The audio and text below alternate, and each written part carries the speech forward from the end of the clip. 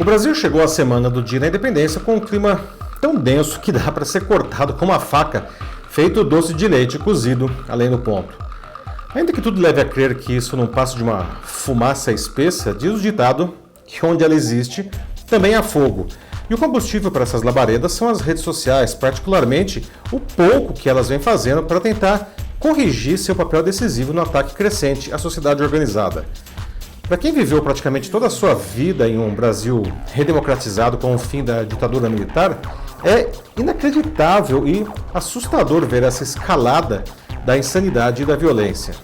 Ela acontece porque grupos de governo usaram essas plataformas digitais o incrível poder de convencimento de seus algoritmos para incutir em uma parcela considerável da população a falsa ideia de que podem pensar, dizer e fazer o que bem entenderem em nome da liberdade de expressão. Bom, isso é uma falácia, né? Quando todos têm razão, ninguém tem razão. Mas o fato de as redes sociais nos colocarem em contato apenas com quem pensa como nós acaba legitimando mesmo a mais absurda porcaria, não? Até quando vamos viver assim? Eu sou Paulo Silvestre, consultor de mídia, cultura e transformação digital, e essa é mais uma pílula de cultura digital para começarmos bem a semana, disponível em vídeo e em podcast. Possivelmente o exemplo mais emblemático desse momento é o motim de grupos expressivos de polícias militares pelo Brasil, abarcando de soldados a coronéis. Em nome desse suposto direito de se expressar, eles vêm transgredindo de forma despudorada seu próprio regulamento e atacando explicitamente instituições democráticas. A insubordinação é alimentada pelos grupos de poder nas redes sociais, transformando os militares em marionetes. A gênese desse comportamento são diversas insatisfações das tropas, especialmente quanto a salários. Mas a prolongada e aguda crise política e econômica do Brasil atinge todas as categorias da sociedade. Os policiais não podem se atribuir mais direitos que qualquer outra categoria, e muito menos, para conseguir o que querem, usar a força que a sociedade lhes confere para ameaçar a mesma sociedade. Não? Caso contrário, quem vai nos proteger de quem deve nos proteger? Winston Churchill disse em 1947 uma de suas célebres frases: "Ninguém espera que a democracia seja perfeita ou infalível. Na verdade, tem sido dito que a democracia é a pior forma de governo, excetuando-se todas as demais formas." O ex-primeiro-ministro do Reino Unido, considerado um dos maiores estadistas da história, sabia que a democracia só funciona bem pela contraposição de ideias. Bom, ele deve estar se revirando no túmulo agora ao ver o que oportunistas fizeram da democracia com a ajuda das redes sociais, eliminando tal contraposição.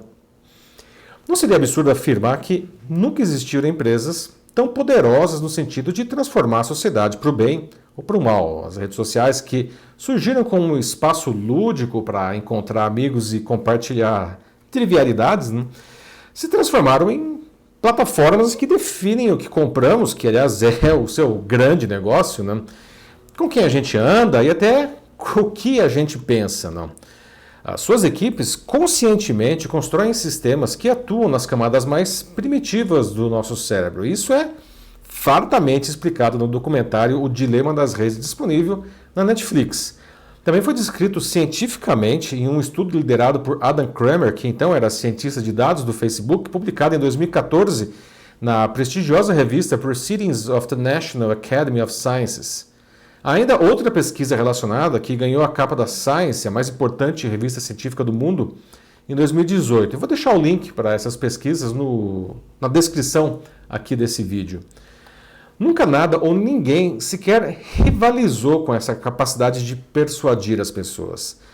Trata-se de uma virtual onipotência que é usada o tempo todo, Assim como a indústria tabagista sabia que o cigarro fazia mal e viciava os consumidores e mesmo assim investia em ingredientes que ampliavam a dependência, as redes sociais persistem nesse seu caminho. Justiça seja feita, algumas dessas plataformas, inclusive o Facebook, vem tomando ações para minimizar os pesados efeitos colaterais provocados por suas atividades. Mas isso está longe de ser eficaz, principalmente porque essas companhias ainda não assumem a verdadeira extensão desse dano. Além disso, as ações acontecem principalmente porque elas vêm sendo pressionadas por governos ao redor do mundo, especialmente depois que explodiu o escândalo da Cambridge Analytica em 2018. Como explica outro documentário da Netflix, o Privacidade Hackeada, essa empresa britânica de marketing político usou o Facebook para manipular milhões de pessoas, favorecendo a eleição de Donald Trump para presidente dos Estados Unidos em 2016 e o Brexit, que tirou o Reino Unido da União Europeia. E pensar que tudo isso começou com conversas inocentes de amigos. No final das contas, a maioria das pessoas gostaria apenas de seguir sua vida de uma maneira produtiva e em paz, não? Mas a onipresença das plataformas digitais acaba nos arrastando para esse turbilhão. Não? E governos totalitários adoram isso, não? O pensamento único lhes favorece, não? Por isso investem tanto nas redes sociais. Isso me faz lembrar do filme O Doador de Memórias, de 2014, que retrata uma sociedade em que não há tristeza, não há doença, pobreza, parece ótimo, né? Mas o custo dessa harmonia é a eliminação de todas as emoções, mesmo do amor, não? E da liberdade. As pessoas sequer têm memórias do seu passado e veem um mundo sem cores, em preto e branco, literalmente. Né? Para a governante vivida por Meryl Streep no filme, abre aspas, quando as pessoas têm a liberdade de escolher, elas escolhem errado, fecha aspas. Assim, o governo do filme determina até o que cada pessoa deve fazer e como deve pensar. E para conter qualquer rebelião, vamos dizer assim, todos devem tomar diariamente uma espécie de droga lá, né? A sua dose diária de calmaria. Eu começo a achar que as redes sociais são essa droga na nossa realidade.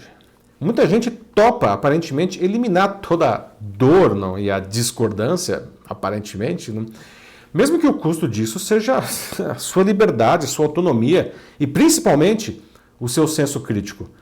Precisam apenas de alguém que os guie para esse mundo do pensamento único. Bom, isso agora existe e está sendo implantado, ou pelo menos tentam, né?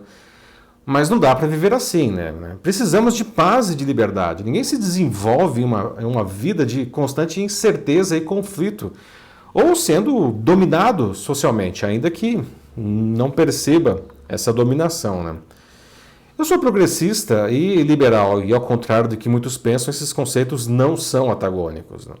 Eu entendo que empresas não podem atuar livremente apenas para garantir os seus próprios interesses. Como integrantes de uma sociedade, as suas ações têm impacto na vida das pessoas e devem ser responsabilizadas quando algo que fizerem prejudicar a população. Por isso, a gente deve usar as redes sociais no que elas têm de bom, e são muitas coisas.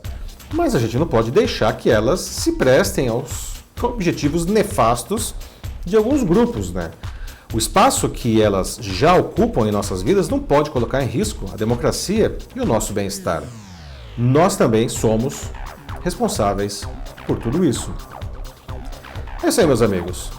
Bom, como eu disse, as redes sociais têm sim muitas coisas positivas. Né? Cabe a cada um de nós fazer um bom uso dessas plataformas. Né? Se você sente que você precisa de apoio para isso na sua carreira ou na sua empresa, fala comigo, vai ser um prazer ajudar você nisso. Só mandar uma mensagem aqui para mim. Eu sou Paulo Silvestre, consultor de mídia, cultura e transformação digital. Um fraternal abraço. Tchau.